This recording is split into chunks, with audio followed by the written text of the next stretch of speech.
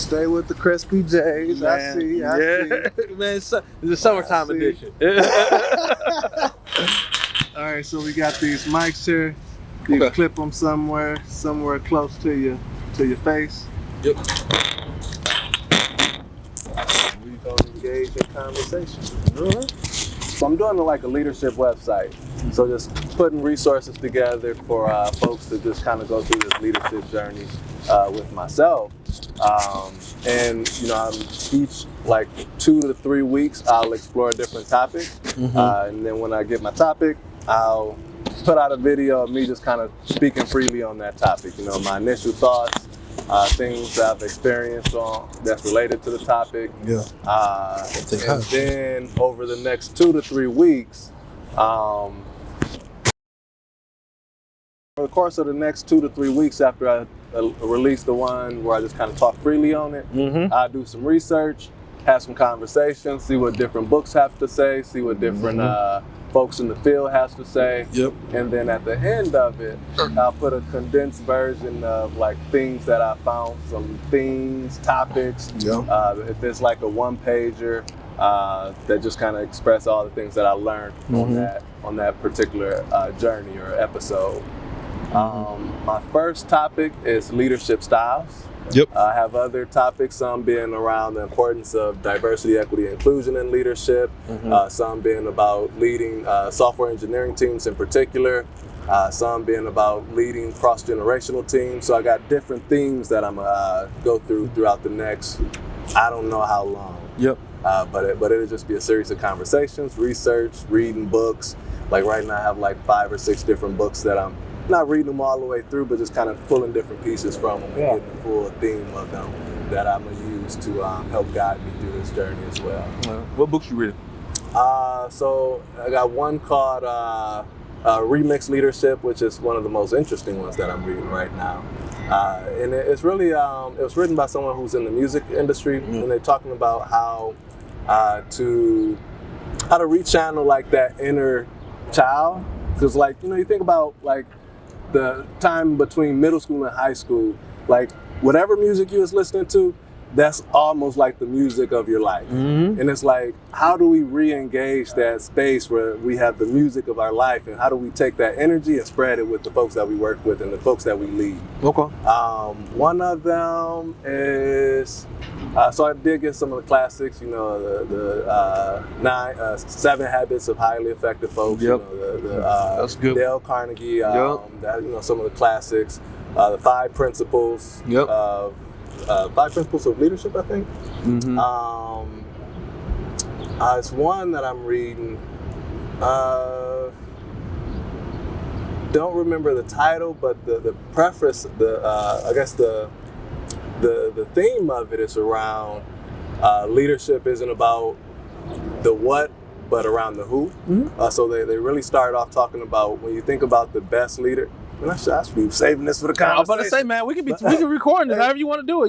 We can go. It's already going. Oh, it is? But yeah. Oh, I didn't know we were recording. So, it's about, how they talk about, when people talk about their best leaders, they rarely talk about the what.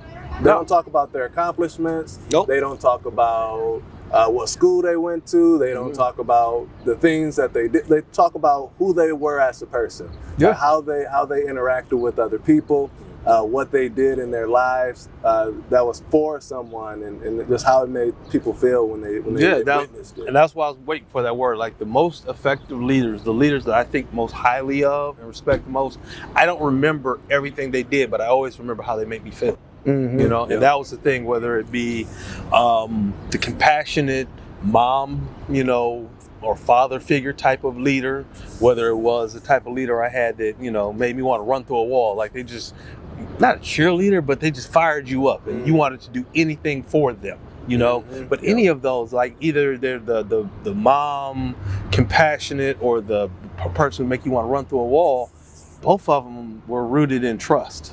And that's where it always started. At least it's that's one of my things. One of my things is trust. Yeah, go ahead, check it out. I didn't get a good look at it. One of the things is always going to be, that's my first pillar, is trust. Now, when did you come up with this? I came up with that probably 10 years ago when I first started thinking about going into leadership.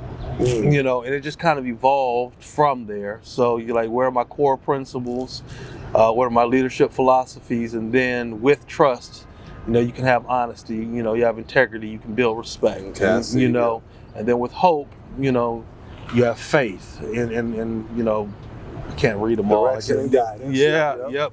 And that's the thing, hope, that's a part of who I am. And I guess that's the other leadership philosophy that we'll get into is like, man, you got to be yourself. Like you can't be somebody else, because if you're not genuine, then you're not trustworthy, you're not truthful. Nobody's gonna follow you if they don't believe you. You know, if you're being fake.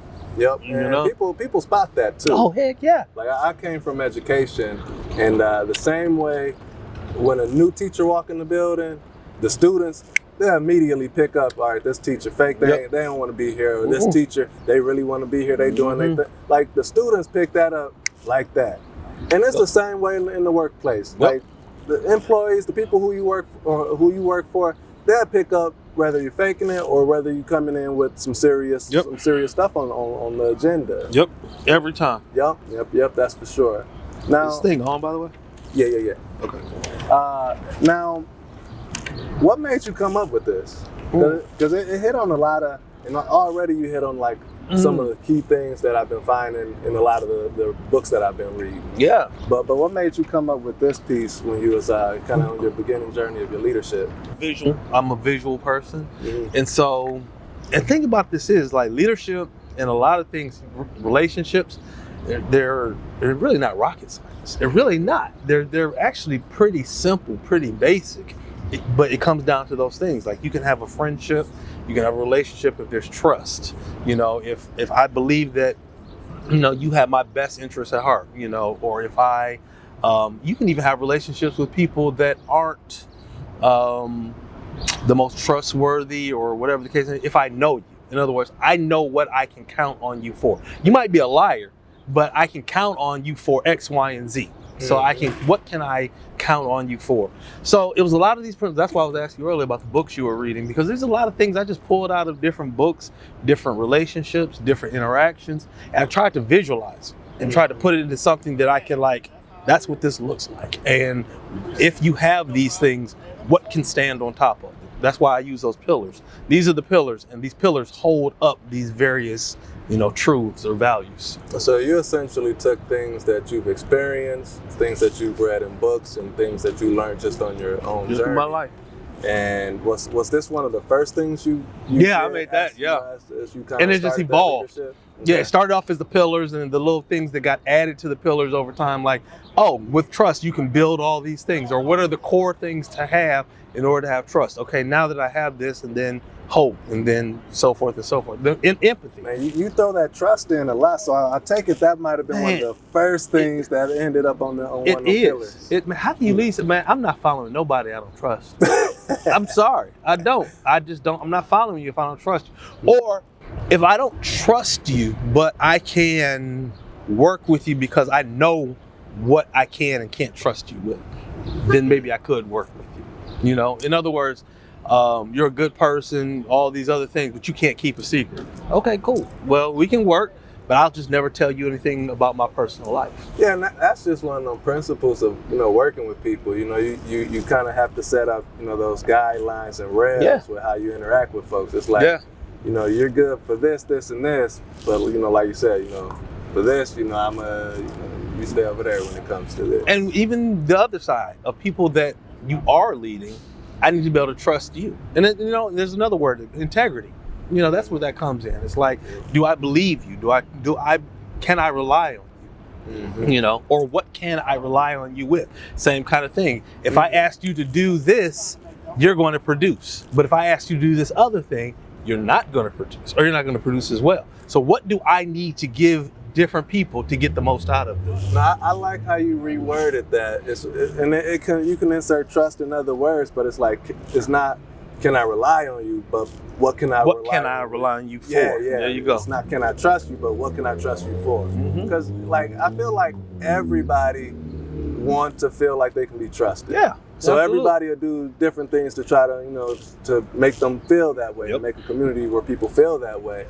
But at the same time, each person has to protect themselves and it's like, okay, I could trust you with this, but I see you're still working on being able to be trusted with this, and this. There you go. And that's that framing does a lot, I feel like. It does. Yeah. It makes a big difference, and it kind of prevents you from, like, the other part is like having expectations. You know, if you don't have expectations, you'll never get let down. You know, or if I have the proper expectations, we set the proper expectations, then I know what to get out of certain situations. Now, when you think about some of the leaders that had the biggest impact on you, can you just tell me about some of those folks? Probably the 3 biggest leaders who had an impact on me in the Rocket family of companies, Ling Long, she was probably the first one. She is, still affectionately called Mom, and that's the person that you know she has your best interest at heart, even if things aren't going to be the best, even if you're not getting your way, but you know how your mom is, at the end of the day, she wants what's best for you. She do wants what's best for you, even if she can't give you what you want, even if it's not what you want. And even if you don't see it at the time. There you go. So and so that's was her. And I can still speak to a lot of things in that space. But she also talked a lot about trust as well. Other was this guy named Joe Simpson. He's not, with the FOC anymore, but he's the kind of person, I can even say he's very similar to me, like Bill Emerson. These are the kind of people that, they fire you up. I trust them. I believe in what they're saying. They are high integrity people, and they're the kind of people that I'd run through a wall for. So, that was the other one. And the other one, once again, he's not with the FOC anymore, but he was leading Rocket Loan for a while, Bill Parker. And the part that I really, he was a good, speaker and all that kind of stuff, but that's not what I respected the most about him. What I respected the most about him was he was a straight shooter. He told it like, at least that's what it was for me. He told it like it was. He was very, very straightforward, and that's, for me, that's what worked. Is like, I don't need a whole lot of sugar. I don't need a whole lot of fluff.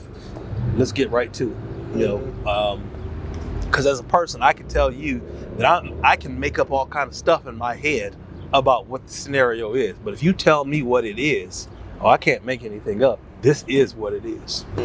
Yep. So those are the 3, compassion, mother-like figure, strong motivator, high integrity person, or just real smart, straight shooter.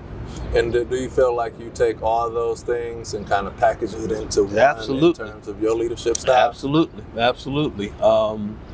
But once again, it's like you said, style. You still have to be who you are, So I'm not a person who's going to give a whole lot of rah-rah speeches. I will do that if necessary, but that's not where I lean. That's not my foundation of leadership. My foundation of leadership is going to be relationships. I relate to you on a very personal level, build trust with you, and I honestly have your best interest at heart. I genuinely want what's best for you, And a lot of people, that's like, at the end of the day, they want to know what's in it for them.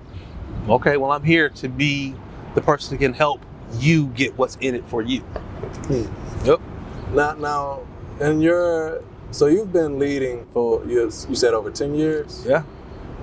How, what were some big changes or paradigm shifts in your leadership style, if you can identify any?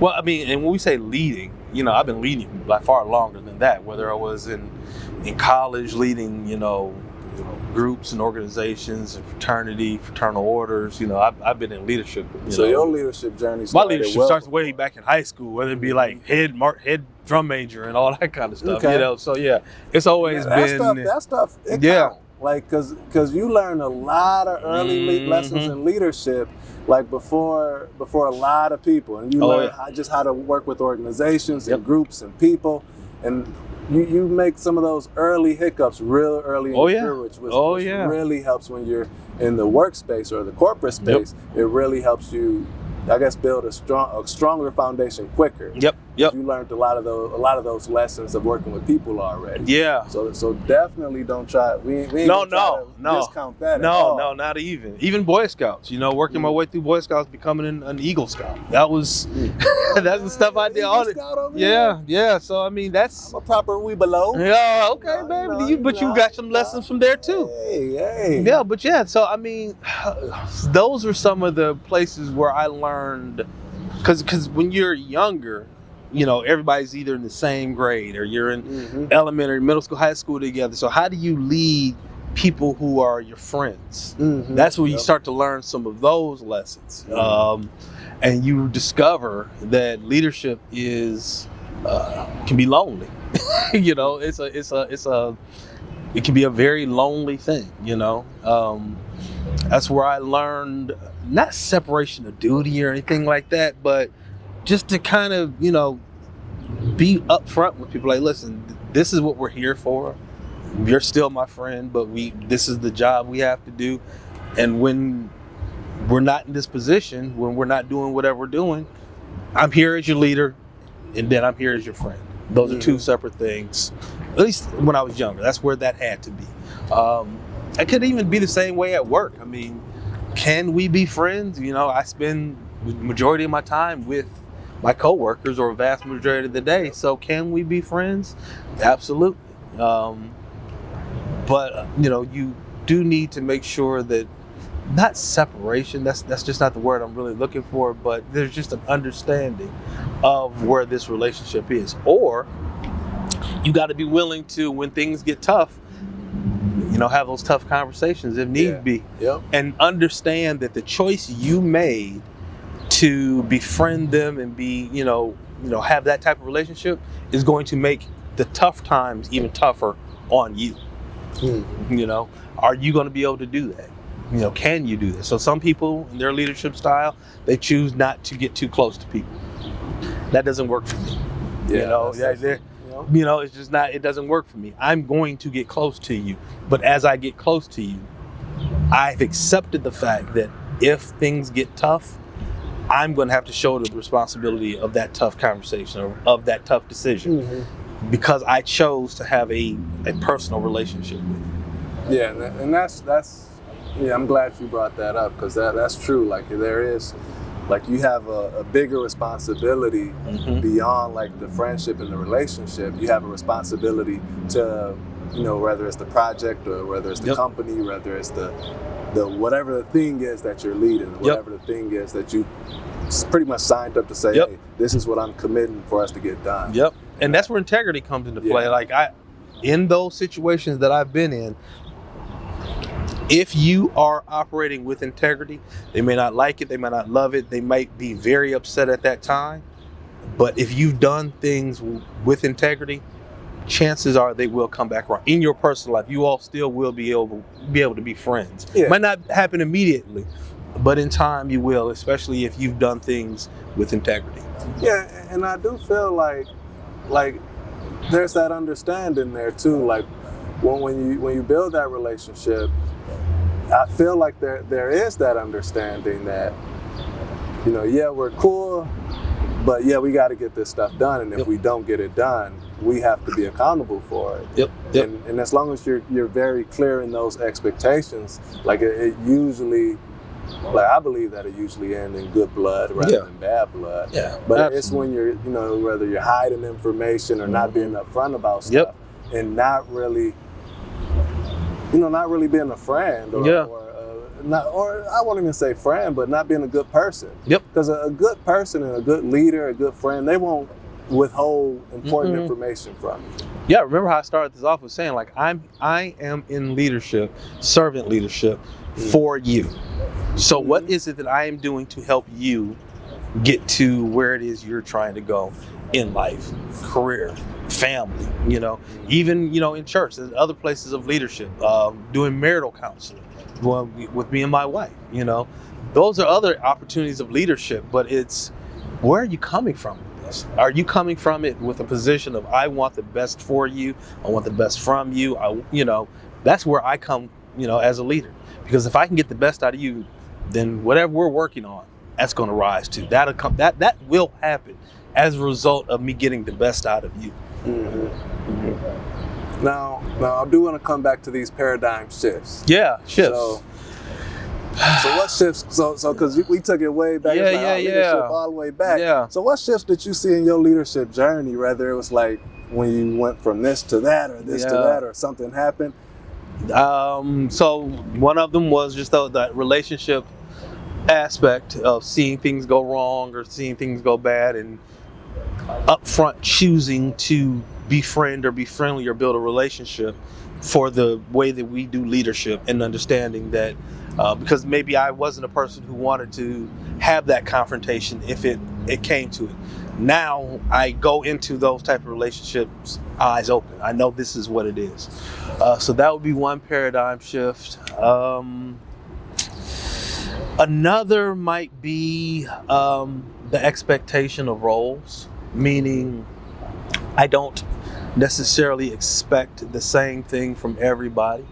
If you're a person who's strong at building relationships, you're a person who's strong at executing, the planning, all of those sort of things, the strength finders, if you will, another good book to read. That was another paradigm shift for me, in realizing that I lead a team, and a team is built up of individuals, and everybody on that team doesn't need to be the same person, but there is a certain level of execution that's expected of you. There's a certain, this is what I need from you, and then within that, you need to execute that at a high level, and now the whole team, will do well. I mean, you've probably seen these exercises where you get people together and they have all these physical exercises they need to do, and you're looking like, man, this group is a real tall person, there's a real small person. Oh, what is this real small person? Where are they going to fit in? Well, this real tall. And then you look at the team and the obstacles you have to overcome. You're like, we wouldn't have been able to, as a team, get over this if I didn't have these people who have these varying skill sets, or these things that were their differences. What is it that I can look at you and your differences? What is it that I can look at you that's unique to you that contributes to this team? Like that's feeding a lot into kind of the thoughts of, or the purpose and reason why we have to have diverse teams. And why we have to have different skill sets, not just diverse in terms of women and color and all that, but just having those diversity of thoughts. Diversity of thought. Diversity of background, experience.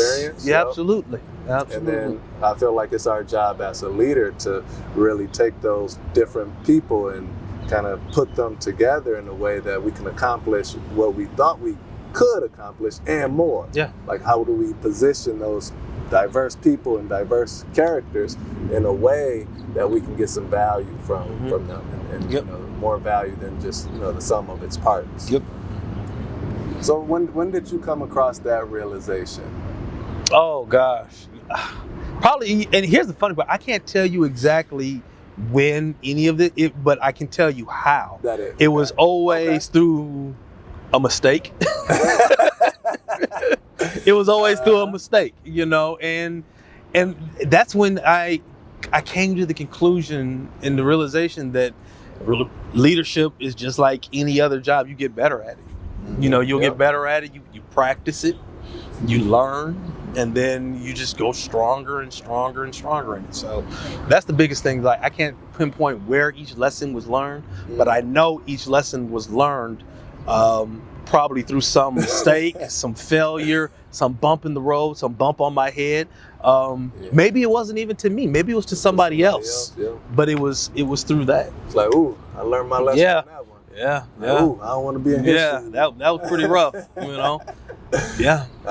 So what about this most recent paradigm shift into hybrid leadership?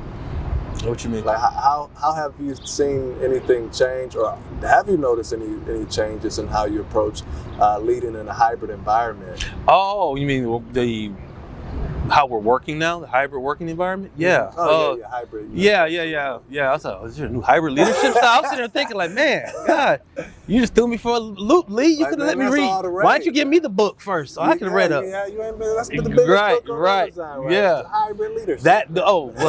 Hybrid leadership. So what's interesting about that is, so people are at home, and on one hand, it's, listen, you're at home, or you're not in the office. You're probably in a comfortable space. Let's say you're at home, make sure you have your boundaries so that you're not, I think that's one of the things that people who were not used to working from home at first, people who work remotely their whole life, they've gotten used to this. Yep. Kind of working almost 24/7. Like, when I first started this whole remote thing, my office is also my personal space in my house. So I could be there, and I'm like, I've been in this office for 15, 16 hours out of the day. And whereas before I'd be in here for recreation, video games, watching TV, I'm in here working, and I'm working. So it was like no end to work. So as a leader, being conscious of that, being conscious of your team members, speaking to that, helping them to understand that there is work and some balance in that. And then also, understanding they're at home. They have children. They have whatever's going on around them. Once again, going to that compassion aspect. Kid runs in or there's a loud noise, and I'm sorry. It's no big deal. Not acting like that's a problem. Just, okay, whatever, But then I think the other part is expectations, I think that with the hybrid working environment, we can be more flexible, but have deadlines, if you will, and having clear expectations, clear deadlines, clear deliverables. And with that, I can say, okay, you have this amount of time, however you figure it out to get it done, but then you get it done here. And then obviously all the other stuff about, FaceTime, actually being able to see each other with your cameras on and communicating in those sort of ways is important. That is important as a part of that relationship. What I've also noticed is writing. That's a skill set that unfortunately a lot of people don't develop. But in this kind of environment where I'm either speaking through chats or I'm communicating even more with email, how is my message being received? Is it being received the same way that I intend for it to be received? So your writing has to be up to par in this type of a hybrid environment. Yeah, that's definitely a new one for me. Yeah, because it's so true. Because like everything, like in the office, like I was always the type to just pop up on somebody. If I got a question, I ain't chatting. I'll pop up on you. Hey, what's right? But you can't do that in a hybrid environment. No. You could try. Sometimes if you're both available, you could try to shoot out a call. But a lot of times it's easiest to write out that communication via email or chat. And it is important that you're really thinking intentionally about how your message is being received. Because, writing how you talk doesn't always work. No. And for me, it doesn't work much at all. Okay. Right. It's like, why is Lee yelling at me? Yeah, right. I'm just saying. It's that I'm passionate about, this is passion you're here, Yeah. So that part is like, okay, yeah, we have to be very intentional with how we write because we're doing a lot more of it in the hybrid space. So I'm glad you do that one out there. That's a new one. Yep. All right, so we're gonna wrap up here. Okay. So I got one last question, and I keep looking to make sure we still live because it do only record in like 40, 30-minute blocks. Okay. Last question or request, I guess, is I want you to just kind of tell just two or three tips to people who are either early in their leadership journey or aspiring to be. All right, so I'm gonna hit that question one more again. Okay. So last question. So I want you to give 2 or 3 tips to anyone who's either early in their leadership journey, aspiring to be a leader, or is a new leader in today's world. Number 1, know why you want to be a leader. You're not in this because you think there's more money. You're not in this because you want to be on stage, you want a mic in your hand. Understand why it is you want. Is it those things? Are those the reasons what's motivating you to want to be a leader? And for me, and my belief in that is, if your core reason for wanting to be a leader isn't because of people, if you will, then I believe that you're in leadership for the wrong thing. You know, and maybe everybody doesn't believe that. Everybody, you know, go into leadership for different things, but I am a leader of people. And as a result of me leading people, I lead a team. And then that team is a part of a larger team, and then a company, or whatever the case may be. Or even in, you know, music, whether you, like I mentioned earlier, being in the band or whatever, or part of a fraternity, you're still leading people. And those people form an organization to do something. So that's the first one. It's like, understand why you're in here, you know, and is it for people? The second, understand yourself. You know, what is it that you are really, really good at? Understand your weaknesses, you know, and be honest with yourself, you know, and lean into your strengths. Don't shy away from your weaknesses. Try to make them stronger, but lead from a position of strength. That is something that I really do believe in, is that lean on who, and that goes back to integrity. That goes back to being who you are. Lean and be who you are, you know, and lead from a position of strength. And that's really it, you know. And then understand that this is a practice. Understand that you're going to have some good days, you're going to have some bad days, and you're going to learn from it. That's it. Yep, I like that. Yeah, that's it. So we got understand your why, like why you're choosing. Understand why you want to do it. Understand who you are. Yeah, understand your strengths, lead from a position of strength. Yep. And then the other things, obviously, you know, the trust, the integrity, you know, your character, your compassion, all those sort of things, you know, and be consistent in those things. Like, make it a point of yours. And that's the last one, is, you know, self-discipline, consistency. Yep. Do those things even when no one is looking. Do those things when you're leading your family, when you're leading with your children, your team members, your kids' soccer team. Be and use these opportunities to apply these principles no matter where you are. You heard it first. Yep, that's it. Second. Oh, and understand it's not easy. It is not easy. Yeah, just understand that. It is not easy. It's work. People are hard. You know, and I know we're trying to wrap it up, but that's, no, you know, we got a whole another 30 minutes. Okay, I mean, that's the part that I don't think people realize when they go into leadership, man, is that you're leading people, and people are, you know, I don't want to say they're all, but people are broken. You know, people are not whole. People have issues. People have problems, and when you go into a position of leadership, you get into those very nature of those people. You start to see the things that people struggle with. Yeah. You know what I mean? Like, everybody on this earth have their own traumas that they struggle with. Yes. Some people's are more resolved than others. And as a leader, you have to understand that, and you have to be willing to work with that no matter what the traumas are, how big they are. Yep. Like, as a leader, you have to work with that. Yeah. I mean, and that comes from a position of faith. I mean, that comes from my religion, my faith. That, you know, nobody's perfect. We all have fallen short. And when you decide to work with people, that's the equivalent of you deciding to work at a hospital. And at a hospital, there are no healthy people. There's all sick people. So unless you don't mind being around people that have problems, that have issues, that have shortcomings, that have good days and have bad days, if you're not willing to understand that that's now your life to work with people, then this probably isn't the position for you. Mm-hmm. Yep. Yeah, like you said earlier, like it's a job of people. Yeah. Like, and that's the big thing. Like, you know, if you're going into it for any other reason besides your love for people and desire for, you know, to get people to accomplish something. Yep. Then I don't know. I mean, and you could do it for, like, if, say, you know, you're CEO and you have your constituents and all that kind of stuff.